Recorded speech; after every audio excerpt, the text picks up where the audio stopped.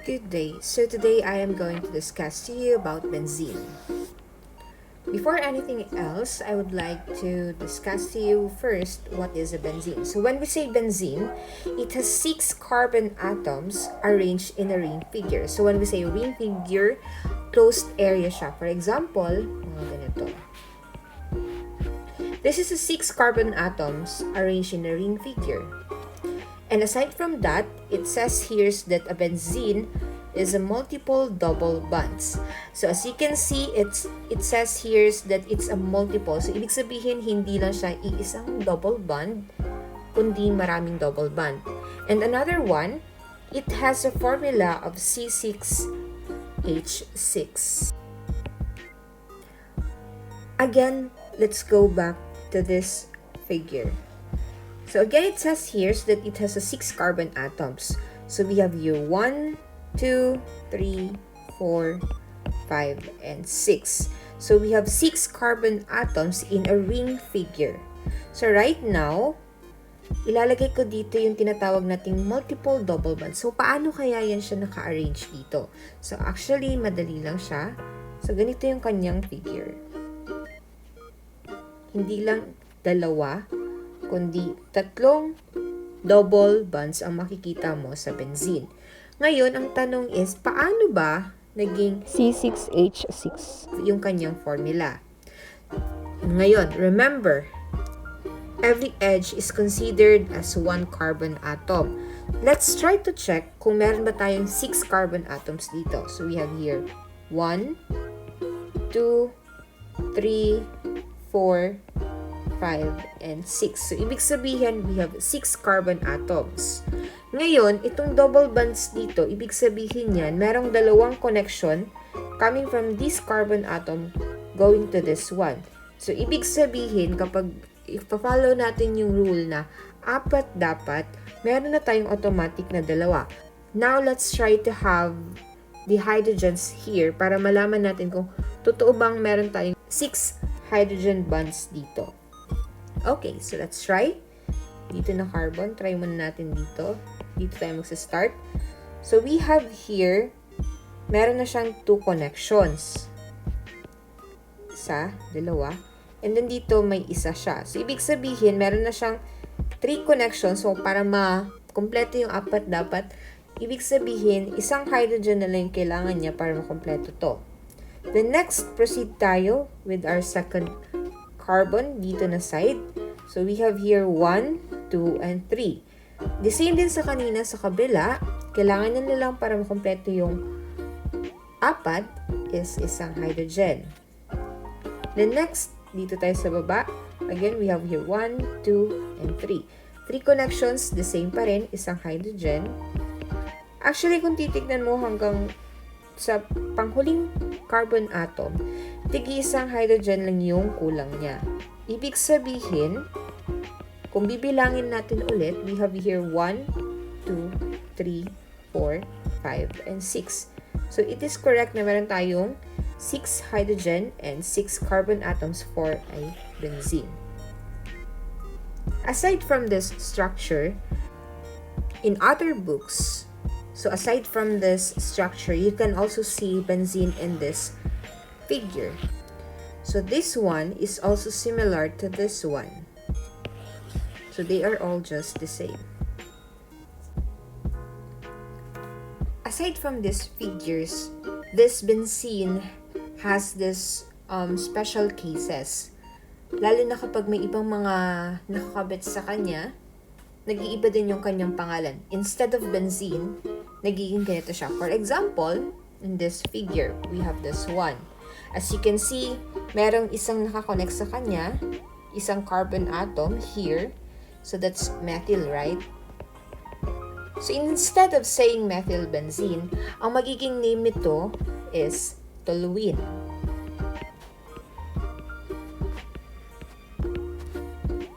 The next figure, kapag kay benzene naman may nakakabit na OH or alcohol group, yung magiging pangalan nito will be phenol.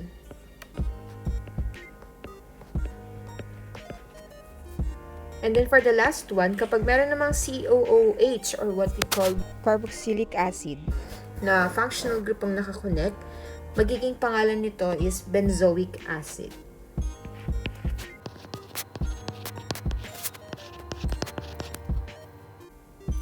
In benzene, we also have these other derivatives. So when we say other derivatives, maliban kay carbon, kay hydrogen, or other elements here, present din si F, which stands for fluoro, Cl for chloro, Br for bromo, I for iodo, NO2 for nitro.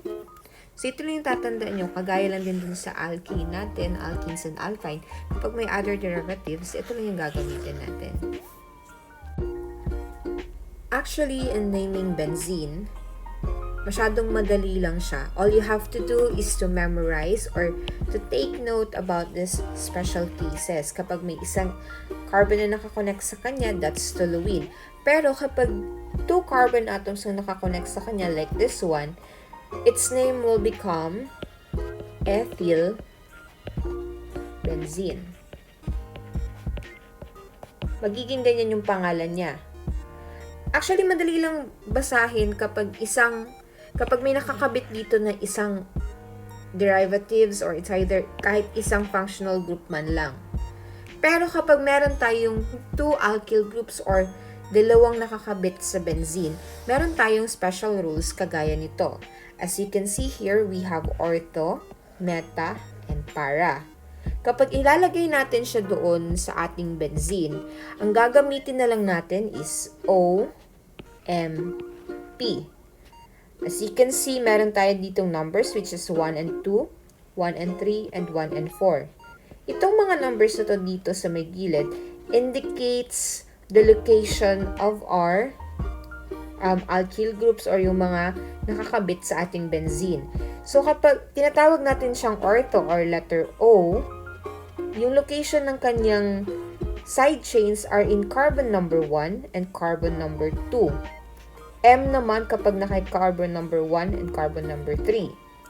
P naman kapag ay carbon number 1 and carbon number 4. Ngayon, ang tanong, bakit walang 1 and 5, walang 1 and 6? So, let's find out. As you can see here, di ba wala pa akong inilagay dito ng mga side chains. And, sinabi ko kanina na gagamit tayo ng ortho, meta, and para kapag meron tayong dalawang side chains na nakakonect kay benzene. For example, I have this one. Gagamit ako ng derivatives. For example, we have here Cl and F. So, meron na tayong dalawa ditong side chains na nakakonect sa kanya. We have the Cl and then the F. Ngayon, the question is, importante pa ba kung asaan yung location ng ating number 1, number 2, and number 3? Actually, importante pa rin yun para alam natin kung saan natin ilalagay yung 1 and 2. Pero ang hindi lang importante doon kung asaan natin ilalagay yung number 1. Ibig sabihin, pwede natin ilagay si number 1 kay Cl, pwede rin natin siyang ilagay kay F. Ngayon, ang kailangan nating tandaan dito is kung saan tayo pupunta ng number 2. So, let's try this one. For example, kay Cl ako magsa-start, kay chloro we have here 1. Then, maglalagay tayo ng number 2 kung asaan yung pinakamalapit na ating side chain. So, dito tayo going to the right. So, we have here 1, 2. So, ganyan lang. As you can see here, naka number 1, carbon number 1, and carbon number 2. Ibig sabihin, ang gagamitin natin dito is letter O. Imbis na number, papalitan niya ng letter. Ito yung pinagkaiba ni benzene doon sa ordinary na cyclic or closed figure. Hindi number yung gagamitin, kundi letter. Ngayon, saan ba natin ilalagay yung letter na yan? Yung letter na yan, ilalagay natin sa pinakaunahan. So, we have here O, then dash, to be followed by alphabetical order. So, through alphabetical order, so Cl, that's chloro. F, that's fluoro. So, through alphabetical order, mas nauuna si chloro compared kay fluoro. So, yun yung pagkakalagay natin. So, we have O dash, chloro, fluoro. Then, what do you think is this one? Is it a benzene? Is it a benzene, toluene, phenol, or benzoic acid? In this figure, may nakalagay ba ditong isang methyl para makonsider natin siya as toluene? Di ba wala? Wala din tayo nakikita dito na OH na functional group. So, ibig sabihin, hindi din siya phenol. At wala din kayo nakikita ditong COOH. So, ibig sabihin, hindi siya benzoic acid. So, it means this is just a plain benzene. For its final name, we have here O-chlorofluorobenzene. Ngayon, paano nga ba natin ilalagay itong meta? Ano nga bang itsura niyan? Now, let's try to make the meta. So, we'll just use the same derivatives or side chains dito para makita natin or makompare natin si O, si M, at saka si P for its locations. Lalagay ko pa rin si Cl dito sa taas. And then, as you can see, diba, naka-indicate kay meta na ang kanyang side chains are located in 1 and 3. So, let's assume that Cl is our number 1. Kung dito si number 1, going to the right pa rin ha, para kagaya pa rin dito sa first figure natin. So, we have here 1, 2, and 3. Which means, dapat nandito nakalocate yung next natin na side chain, which is si fluoro. So, we have here F. Let's try to check kung tamang na kay number 1 and number 3 yung ating side chains. So, let's try. 1, 2, and 3.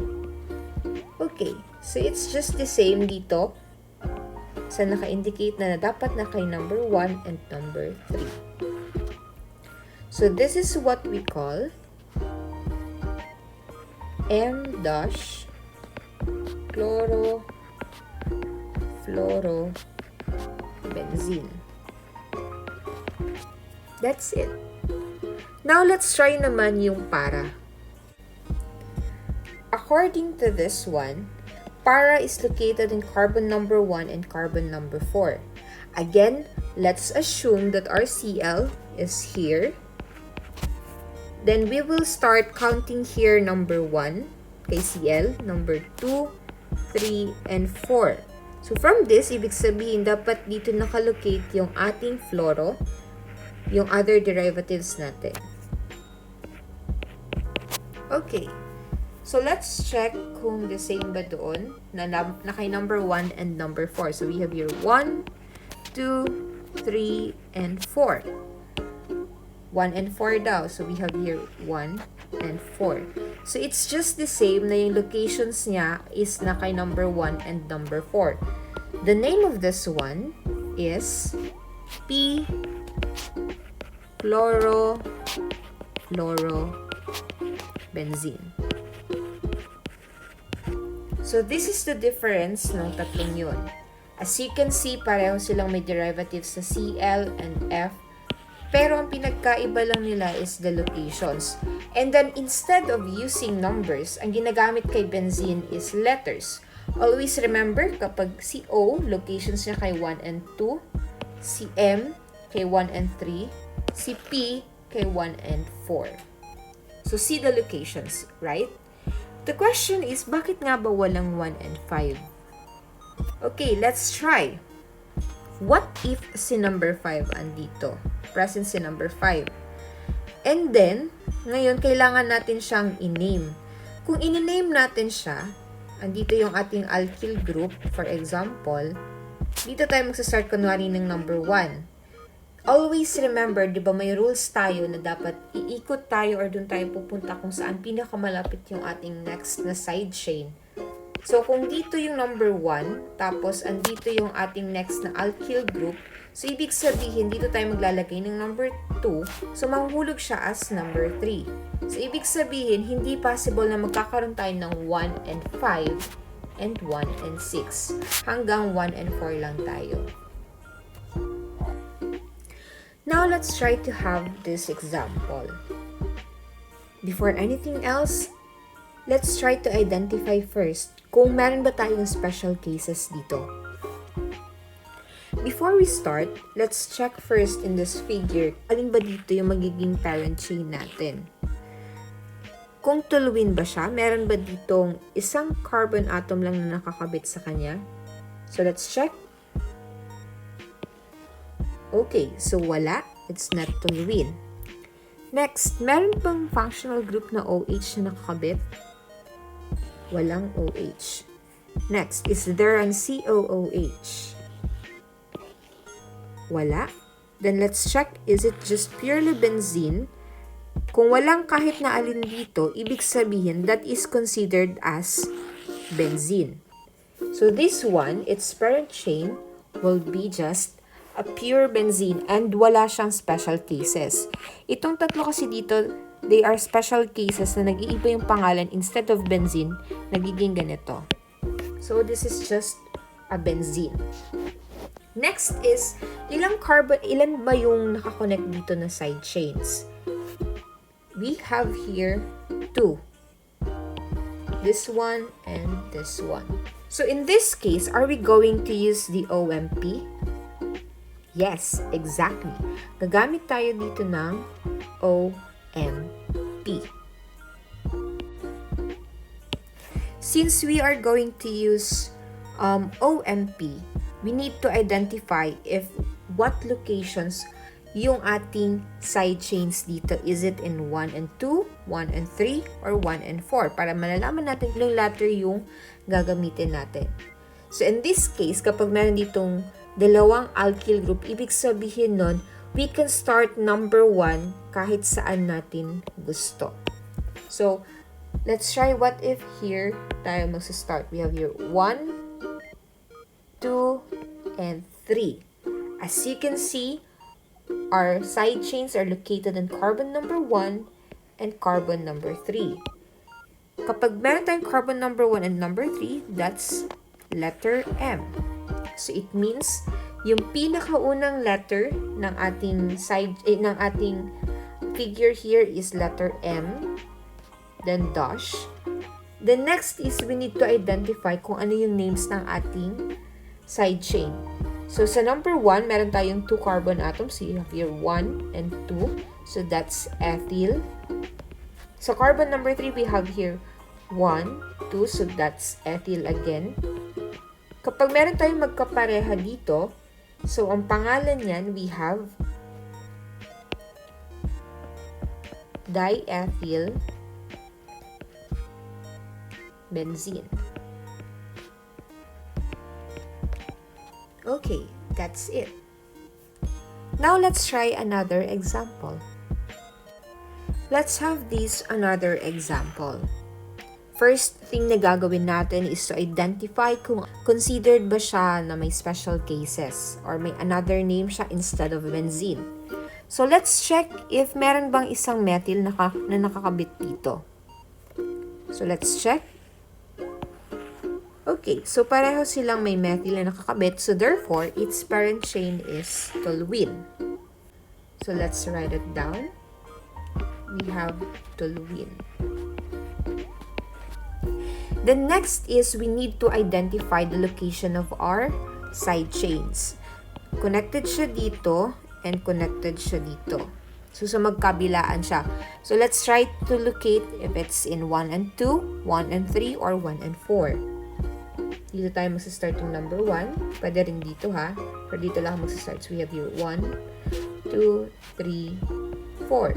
So the locations of our alkyl group is in number 1 and number 4. Since we have 1 and 4, that's letter P or para.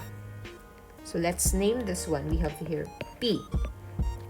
The next is, ano pa ba yung present dito? Cl stands for chloro. So we have here P dash chlorotoluene. So we have P-chlorotoluene. Actually, itong OMP na to, nawawala lang siya kapag isa lang yung alkyl group na nakakonect or kung isang side chain lang yung nakakonect or it's either tatlo. So let's try paano kapag tatlo. Now let's try this figure. As you can see, hindi lang dalawang side chains yung andito, meron tayong tatlo. So, kapag meron tayong tatlo, hindi na applicable dito yung tinatawag nating O, M, and P. Gagamit na tayo dito ng numbers. The question is, where are we going to start our carbon number 1?